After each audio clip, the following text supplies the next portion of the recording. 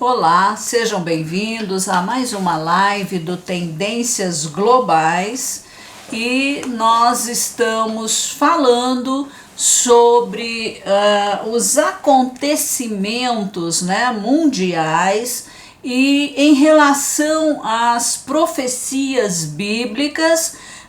Como nós estamos? Será que estamos aí avançando na linha do tempo das profecias? Ney. Olá, pessoal. Nós estamos vendo um esboço daquela engenharia reversa, né? A semana passada nós vimos o estado eterno e hoje nós vamos para o próximo, na sequência ao contrário, né? Isso, não fazer confusão. Do fim para os nossos dias, né? E então vamos falar aí sobre o trono branco. E o que vem a ser isso? O trono branco é encontrado lá no texto de Apocalipse, capítulo 20, do versículo 11 ao versículo 15. Ele acontece no final do milênio. Essa é a primeira coisa que nós devemos pontuar, ok? No final do milênio nós temos uma rebelião, ok? Também. Só para dar uma clareadazinha, o milênio se refere aos 1000 anos do governo do Senhor Jesus Cristo na Terra, a partir de Jerusalém. E o trono branco, ele acontece praticamente no fim da história, né? Da história do homem como nós conhecemos, porque dali para frente é o estado eterno, ali não tem mais história, ali é a eternidade, é o fim do fim, né? E o trono branco está relacionado a uma situação de julgamento e condenação. O próprio Senhor Jesus Cristo, glorificado, será o juiz, né? Vivos e mortos estarão diante dele para julgamento. Está lá vários textos que a gente cita aqui para fundamentar isso. E a segunda morte tem relação com a segunda ressurreição.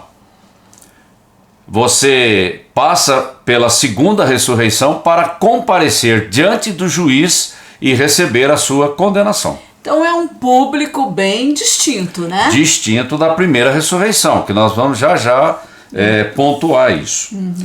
Como é que os mortos serão julgados no trono branco? Livros das obras.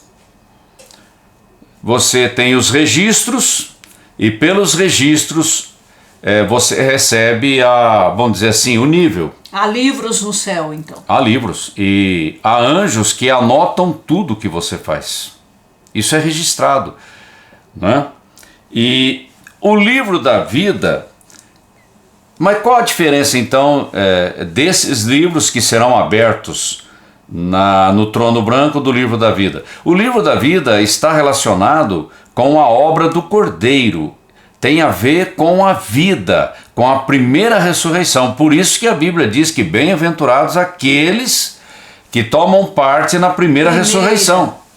A segunda não, a segunda é para condenação. E o interessante é que do trono branco você vai direto para o lago de fogo. Esse é um trono, então, de condenação. Não haverá possibilidade de se escapar. Não. Ok? E o lago de fogo é diferente do inferno. A gente tem que estabelecer uma diferenciação aqui. Se você pegar o Hades ou o inferno, vamos igualar o conteúdo. Mortos estão aguardando a segunda ressurreição para a condenação, são os ímpios. E esses mortos, eles estão onde? Hoje no Hades, no inferno, esperando o tempo, e já em tormento. Agora no lago de fogo, então eu nem imagino o que vai ser, é muito pior. Ok? Então nós temos que entender. E a morte e o inferno vão entregar os seus mortos.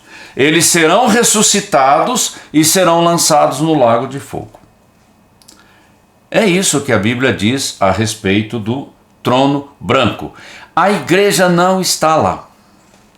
Essa ressurreição aí fala de um corpo para ir para o lago do, né?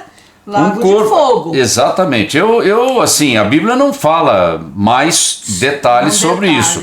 Mas, assim, por inferência, a gente pode comparar com a primeira ressurreição. Se na primeira recebeu um corpo glorificado para habitar no céu eternamente, agora esses vão receber também um corpo apropriado aí para estar no lago de fogo eternamente.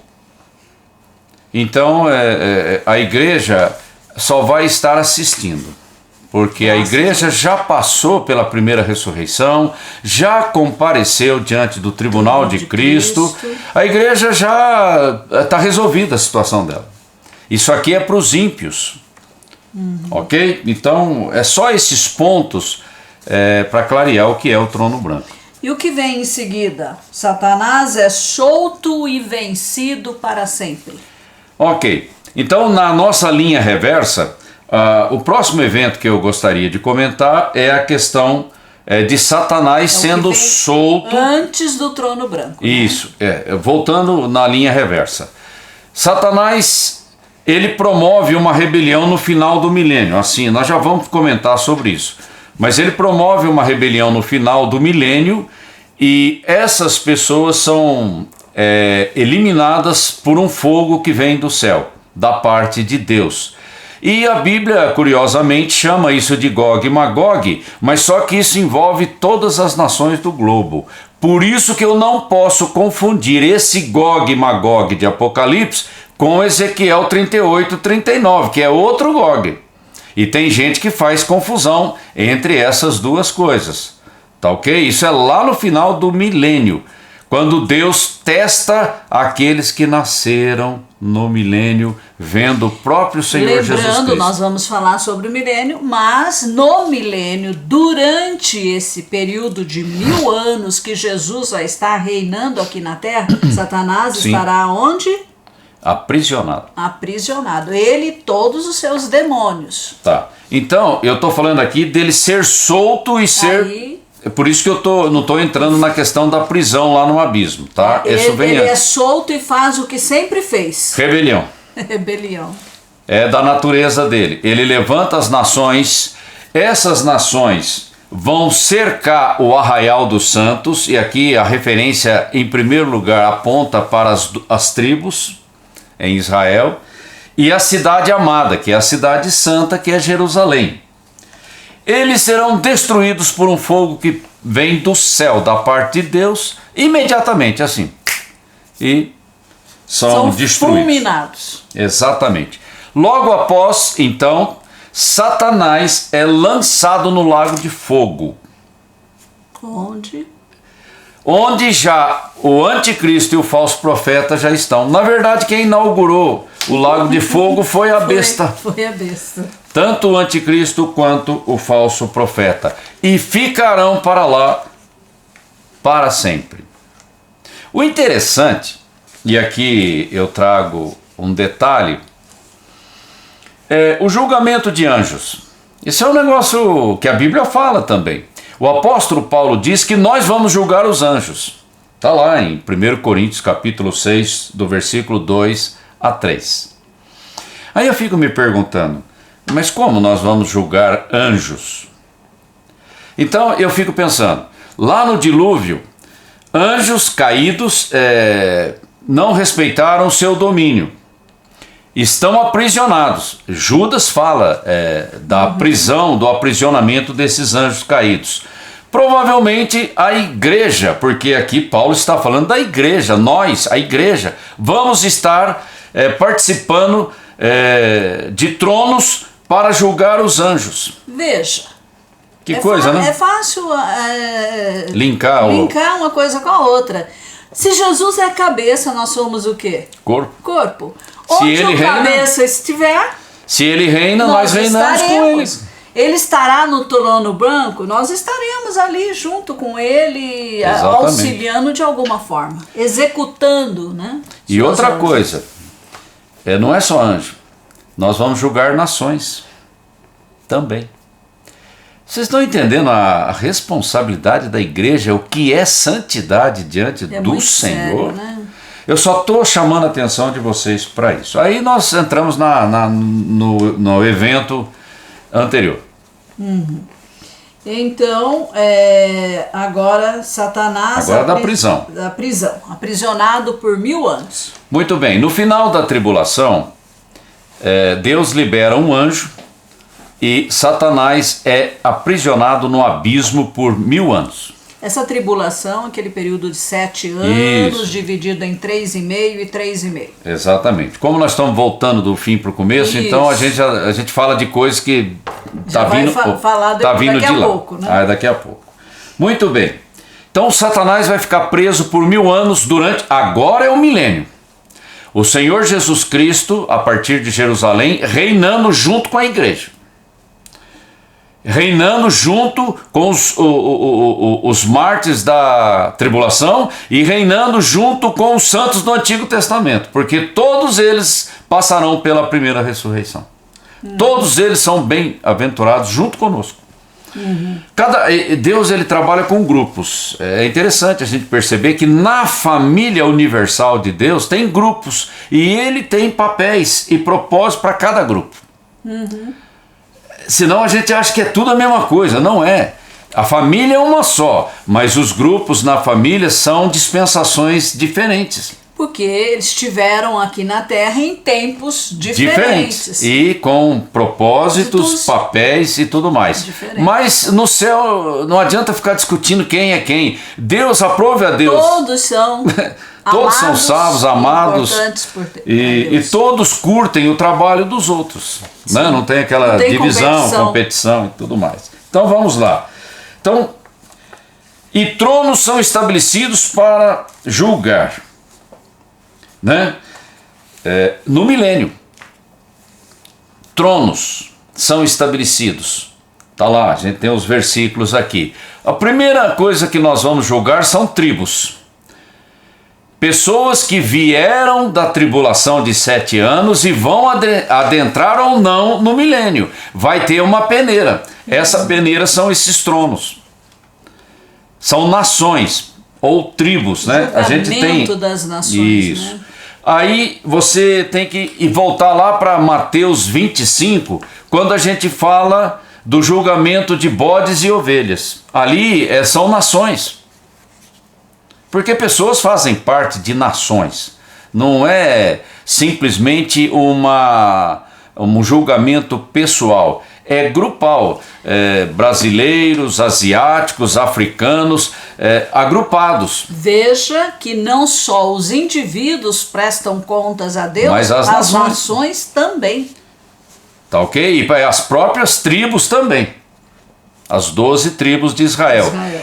E pessoas que forem descartadas nesse julgamento serão lançadas no Hades. As pessoas estão vivas, serão julgadas e serão lançadas no Hades. Não vai morrer para ir para lá, já são lançadas. Aí fica no Hades aguardando o trono branco, que é a segunda ressurreição. Veja bem, interessante. O início do milênio, com Satanás aprisionado por 1000 anos, ele fecha o ciclo da primeira ressurreição. Você consegue perceber isso? A primeira ressurreição começa com quem? Com o cabeça. E com as primícias. Depois a igreja, juntamente com os vivos que serão transformados. Depois os mártires da grande tribulação e os santos do Antigo Testamento, porque eles também, todos eles estão aguardando a primeira ressurreição, e ali em Daniel 12 mostra isso. O fechamento da primeira ressurreição com os santos do Antigo Testamento. A gente tem que entender que são vários... São etapas. São etapas da primeira, porque a segunda não tem etapa. É uma vez só, trono branco. É uma branco. vez só. Então, entenda, igreja é primeiro Cristo com as primícias, a igreja, os mártires e os santos do Antigo Testamento. Olha aí, ó. Na primeira ressurreição, eu noto pelo menos 4 grupos. Tá ok? É bom a gente entender isso. O milênio será a partir de Jerusalém, do trono de Davi. Então, A reconstrução do templo. fica fácil entender.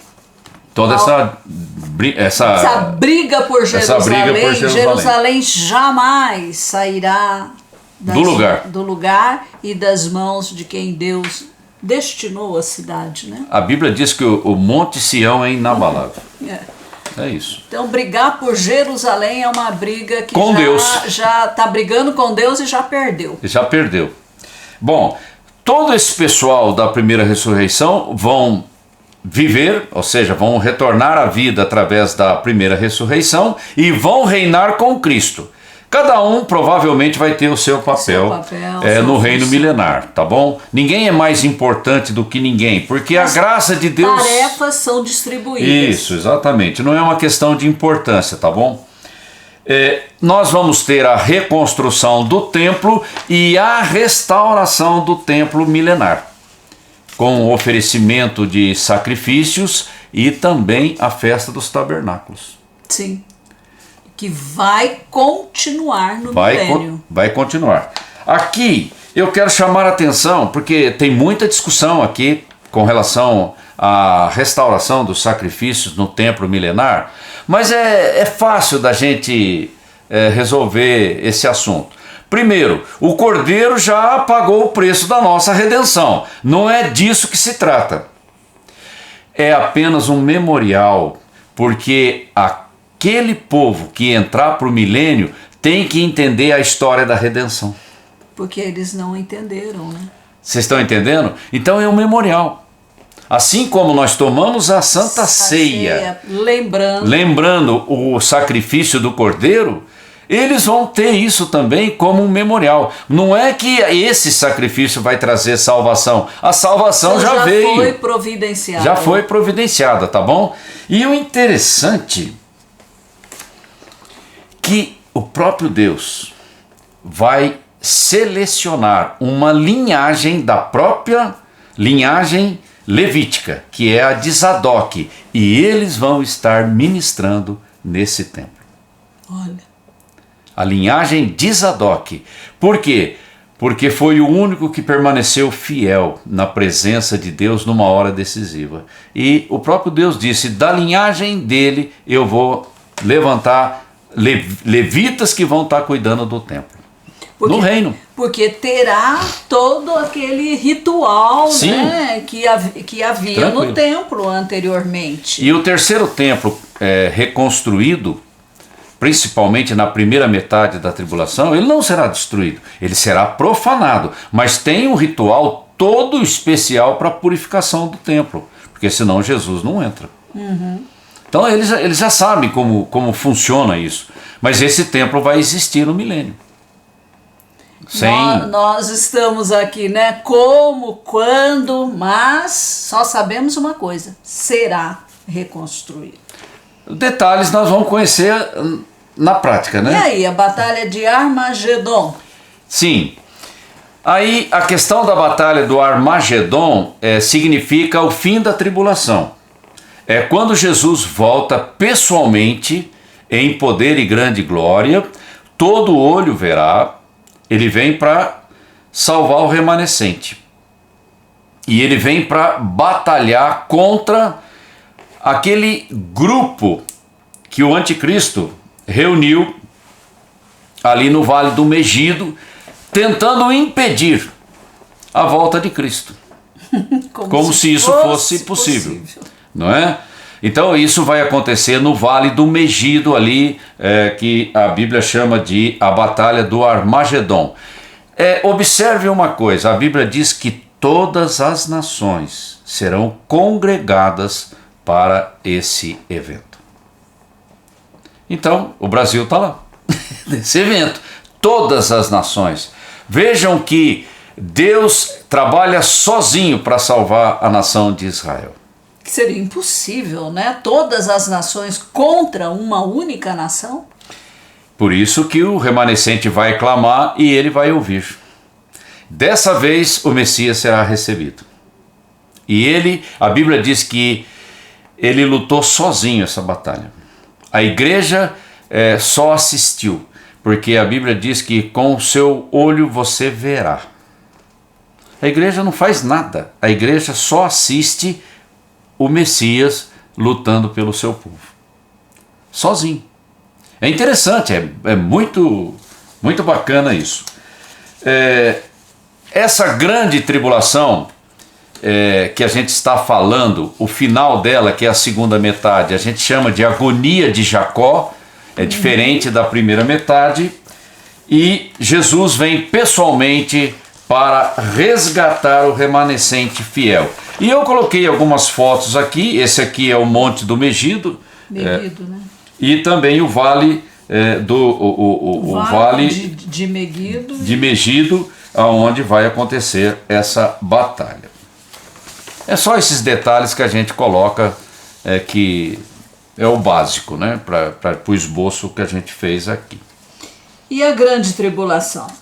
A grande tribulação ela é a segunda metade daquela tribulação de 7 anos profetizada pelo profeta Daniel. Então existe um período de 7 dividido no meio. Dividido em meio. A grande é a segunda metade.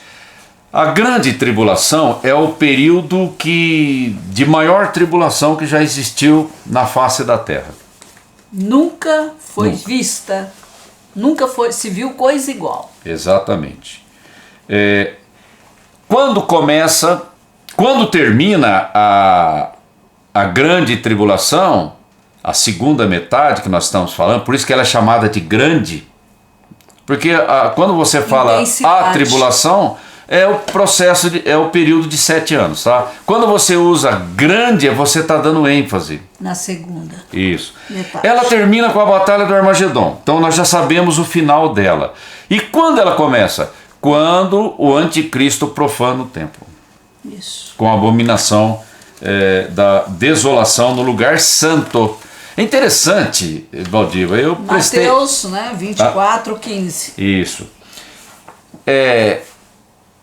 A Bíblia fala que o átrio foi dado aos gentios, né? E a profanação vai acontecer no lugar santo, mas no santíssimo lugar ele não entra. Chama atenção isso, né? Chama atenção. Uma entrada indevida. Ele seria fulminado. Fulminado. Se os sacerdotes já eram fulminados, ele vai querer entrar lá? Mas ele vai pegar a parte exterior do santuário. Tá ok? Bom, a Bíblia também comenta que a duração da grande tribulação serão 1260 dias dentro do calendário judaico, de um ano com 28 dias. Exatamente. De 30 dias o mês, né? 360 dias. Ou 42 meses. Esse é o período. Então, se eu estiver ali, eu posso calcular praticamente o período dessa grande tribulação. Não preciso nem de sinal, é só usar a matemática. Se você estiver dando atenção às profecias. Ok? Pode fazer a contagem. Agora, o capítulo 12 de Daniel traz aí mais uma curiosidade. São 1260 dias, mais 2 períodos, um de 30 e um de 45. Somando tudo, dá 1335 dias. E a Bíblia diz que feliz é aquele que chega ao fim de 1335. Por que a Bíblia diz isso? Porque você foi selecionado e aprovado para entrar no milênio. Porque esse período de 30 e 45 são a purificação do templo, o julgamento das nações, ou seja, preparativos para começar o reino milenar. Por isso que a Bíblia diz que feliz é aquele que chega até o fim dos 1335, porque ele foi aprovado. Caso contrário, você já foi lançado no inferno. É diferente. Nós vamos ter a morte das 2 testemunhas. Essas testemunhas vão estar profetizando nos arredores do templo. Elas não têm uma vocação evangelística como os 144.000. São papéis diferentes. E elas serão mortas pela besta ficarão 3 dias e meio expostos na rua, e a televisão global vai estar filmando, e todas as nações contentes com a morte deles, mas ao fim de 3 dias e meio eles são levantados, arrebatados aos céus. Visivelmente isso sendo transmitido pela televisão. Com a abominação da desolação, que marca o início da grande tribulação, nós temos a revelação explícita da besta. Porque na primeira metade ele está travestido. Ele está ali no meio dos 10 reis, ele fica aí, agora sou eu mando, eu vou impor a marca, eu quero ser adorado, e aí sim ele revela toda a sua natureza satânica. Por quê? Os judeus vão reconhecer que foram enganados. Porque para fazer um acordo, que nós vamos estar falando já, os judeus estão envolvidos nessa mentira, nessa fraude. Só que eles vão perceber que foram enganados. E aí só resta uma coisa, que Jesus diz: fuja. Fuja, quando você vê isso, fuja. Não, nem entre dentro de casa para pegar a sua capa. Saia correndo, porque vai começar o maior holocausto que já se viu na história de Israel, em função da perseguição que virá. Bom, a besta vai implantar uma marca. Essa marca ela é bem complexa, porque ela tem a ver com uma imagem. Essa imagem vai falar e vai matar aqueles que se recusarem a adorar a besta. É mais ou menos parecido com a estátua lá de Nabucodonosor. Aqui tem várias especulações a respeito do que seria essa imagem. Nós não vamos entrar no detalhe disso. Ele vai estabelecer um controle, moeda única, digital, sei lá, ninguém pode comprar, ninguém pode vender, ninguém é dono de nada, eu controlo tudo. E a marca está associada com esse controle. Um holocausto terrível contra os santos, aqueles que se recusarem a receber a marca. Aí vai ser o período das taças da ira, que é o pior período de julgamento da tribulação de 7 anos, e nós vamos ver anjos no céu falando do reino eterno, e dizendo: não receba a marca da besta. Percebam que Deus não deixa a terra sem testemunho. Não deixa. Não é a igreja que está aqui. Não é a igreja não está aqui. Os anjos é que vão. Anjos andando no céu e falando: não receba a marca da besta. Jesus está voltando. Né? Quer dizer, totalmente fora daquilo que a gente conhece. Acostumado por causa do papel da igreja. Então, em cada dispensação, Deus trabalha com seus grupos. Não é? E também aqui nós temos a questão da Babilônia. Aí eu separo em duas coisas. Uma Babilônia religiosa, a grande prostituta, a mãe de todas as abominações, contaminada com o sangue dos santos e profetas. E depois a Babilônia comercial, que tem relacionamento direto com o anticristo. E às vezes até a construção física da Babilônia mesmo, que existem especulações, estudos da reconstrução da Babilônia, mas aí tem a ver com o reinado do anticristo, quando ele já se revelou explicitamente para Israel. Para onde que o remanescente vai fugir? Para uma cidade numa região chamada Bosra, em Petra, que o nome significa curral de ovelhas, e cheio de caverna. É interessante, é um funil.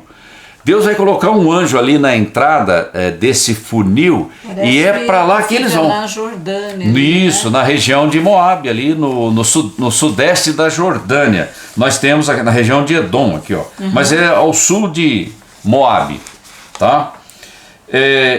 E ali o remanescente, representando a nação de Israel, vai se converter e receber o Messias como rei, como ungido, como Cristo. Nacionalmente. Nacionalmente. Não é conversões pessoais, individuais, mas conversões coletivas da nação de Israel. E aí agora vem a primeira. Ok. E aí agora vamos para a primeira parte, né? Sim. A tribulação. Aí nós já tá mais perto da gente. Tá bom? Porque tudo que nós falamos aí tá lá mais pro fim. Agora nós estamos começando a se aproximar do nosso tempo. Tá? Muito bem. Existe um estudo, e eu tenho trabalhado com ele, tenho visto estudos da interpretação de apostasia ali em 2 Tessalonicenses, porque o interessante é que a epístola de Tessalonicenses, ela foi uma das primeiras que foram escritas pelo apóstolo Paulo junto com Gálatas, tá bom? Antes de Coríntios e antes de Timóteo. Paulo, quando ele fala de apostasia da fé, que ele fala da apostasia da cristandade, é já no fim da sua vida. Mas aqui em Tessalonicenses, se você prestar atenção no texto e no contexto da epístola, ele está falando da apostasia como uma retirada, como uma saída, e não como uma apostasia da fé. Porque tanto a primeira epístola aos Tessalonicenses quanto a segunda está falando do arrebatamento da igreja. Ninguém está falando de apostasia da fé. Então essa interpretação da apostasia da fé em Tessalonicenses, ela é meia forçada, porque o assunto foi tratado mais no fim da vida de Paulo, lá em Timóteo, tá bom? Então ele diz assim, o dia do Senhor não vai acontecer antes que aconteça duas coisas. A primeira, a apostasia, ele usa o artigo singular. A, no singular. A apostasia. Apostasia significa retirada. Essa retirada, se você olhar todo o escopo da epístola como um todo, está falando do arrebatamento. E sem que o homem do pecado, ou seja, o anticristo, seja revelado. Então, o dia do Senhor, ele está falando do dia do Senhor, porque essa era a confusão que estava na cabeça da igreja de Tessalônica, por causa de alguém que andou montando uma confusão teológica lá. Ok? Isso a gente tem que prestar atenção nisso. Mas o que marca o começo da tribulação, que é a primeira metade, é o acordo de paz com muitos e Israel no meio. O anticristo vai se apresentar como aquele que tem uma habilidade tremenda para estabelecer paz e segurança. E ele vai conseguir convencer as nações. Incrivelmente. Incrivelmente. Por isso que esse caos... Eles vão acreditar. Por isso que as estruturas têm que ser abaladas para criar a necessidade de um governo mundial, e ele se apresenta como sendo o salvador da pátria. Ok? A gente tem que entender esse contexto do engano. Tá? Nós vamos ter as duas testemunhas ali no entorno da reconstrução do templo. Elas estão ali. Pode ser Moisés, pode ser Enoque, pode ser Elias. Os três principais candidatos são esses que eu citei. E nós vamos ter o maior evangelismo que já existiu na terra, os 144 mil. 12 mil de cada tribo, evangelizando o mundo. Nós vamos ter o contexto dos 10 reis, a formação dos 10 reis, e o anticristo vai sair do meio desse contexto dos 10 reis. Por isso que a estátua lá de Nabucodonosor fala dos pés com 10 dedos. Já o pé significa já o final dos impérios gentílicos, né? Quando o ferro com o barro não se misturam. Não combinam. Então tem aí, só para você entender, 7 reis, Apocalipse diz 7 reis, 5 caíram, um existe e um ainda não é vindo. Está lá em Apocalipse 17, o texto. E quando esse último, que ainda não é vindo, vier, ele tem que durar pouco. Ou seja, não pode passar de 7 anos, porque senão ninguém vai conseguir sobreviver. Por causa dos escolhidos, o Senhor abreviou o tempo. Então, quais são os 5 que já caíram? Egito, Assíria, Babilônia, Medo-Persa e Grécia. Esses 5 já caíram, foram... Os impérios, né? Nós estamos falando dos impérios gentílicos, eles já foram conquistados. Cair significa ser conquistado, isso é importante para a gente diferenciar. Mas tem um que na época do Apocalipse existia, o romano. Um existe, é o romano. Já não é, mas será revivido. Ou seja, profecia é um negócio que fala do passado, do presente e do futuro, tudo ao mesmo tempo. Ele existe no tempo de João, do apóstolo João escrevendo Apocalipse, mas ele vai acabar. Ele acabou acabando, porque ninguém conquistou o Império Romano. Fala para mim, qual foi o império que conquistou o Império Romano? Nenhum, ele acabou acabando. Ele entrou em decadência e desapareceu. Mas a influência dele existe até hoje. A cultura grega, greco-romana, existe até hoje no mundo inteiro. Mitologia greco-romana. Direito, filosofia, o sistema de governo, tudo. Ele caiu, mas não foi conquistado. E aí a gente começa a pensar, então ele vai ser revivido. E desse Império Romano revivido pode sair, na nossa interpretação, não vamos criar polêmica aqui, tá? Pode sair o 8º rei, que é o anticristo. Tá? Uma tese, tem outras opiniões, tá? Do anticristo islâmico e tudo mais. Bom, o 8º rei sai do 7. Porque o 7 fala dos impérios gentílicos. Então você tem aqui Egito, Assíria, Babilônia, Medo-Persa, Grécia, Romano e o romano final, que é o revivido, de onde sai a besta. Aí você começa a entender todo o jogo de Satanás trabalhando com esses impérios para estabelecer o governo mundial. Com a permissão de Deus, é claro, né? E esse 8º rei tem um versículo em Apocalipse que também é sintomático e misterioso. Assim como o Império Romano revivido também é uma inferência que a gente tira, o 8º rei, ele morre e ressuscita. E com a sua ressurreição, que é uma grande farsa que Deus permite que Satanás opere, ele vai conquistar as nações, como se fosse Deus. Porque não tem como você entrar no templo só porque você quer entrar. É preciso um engano. Um sinal, alguma coisa. Porque o judeu, todas as nações querem ver alguma coisa concreta. E Satanás vai oferecer isso. Mas só que vai ser uma grande desilusão. Então esse ferimento de morte na cabeça, e ele vai reviver, e todas as nações vão ficar admiradas e vão dizer: quem pode contra a besta? E aí ele entra para matar as 2 testemunhas. Veja, é toda uma coisa satânica sendo operada ali. Tá ok?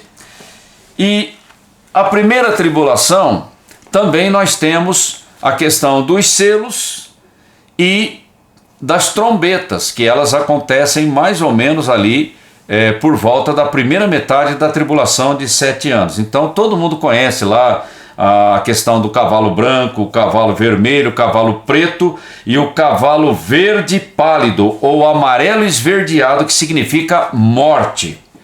Porque, né, a morte e o Hades andando juntos. A morte mata através da fome, da guerra e tudo mais, pestes e tudo mais, e o inferno só vai recolhendo o lixo. que depois vai ter que entregar na presença daquele que foi constituído como juiz de vivos e mortos no trono branco. E aí nós temos o espaço do planeta Terra mais disputado na história da humanidade, que é o Monte do Templo. E toda essa briga que nós estamos tendo hoje é mais ou menos em função daquilo. Não sei se você quer encerrar ou... Nossa, eu tô aqui tão concentrado. Você perdeu... que eu não olhei mais pro relógio. Eu tô olhando no relógio. Né? Eu acho que a gente pode deixar o final, a conclusão. Pode deixar o gap para depois. Né? Então, você veja, é muito, muito claro, na verdade, né? É só uma questão de estudar, né? Com quem conhece, enfim... Precisa de muita dedicação, né, para ter essa clareza toda, e eu agradeço aqui ao pastor Valdinei, né, pela sua dedicação a esse tema e o quanto ele tem contribuído para que a CCA esteja bem informada. Que você possa ter sido enriquecido com esse tema. E prepare-se aí para a próxima semana. E se você gostou, chame seus amigos, né? Compartilhe com seus relacionamentos para que eles também se exponham e nós possamos entender o que está acontecendo no mundo. Amém. Amém.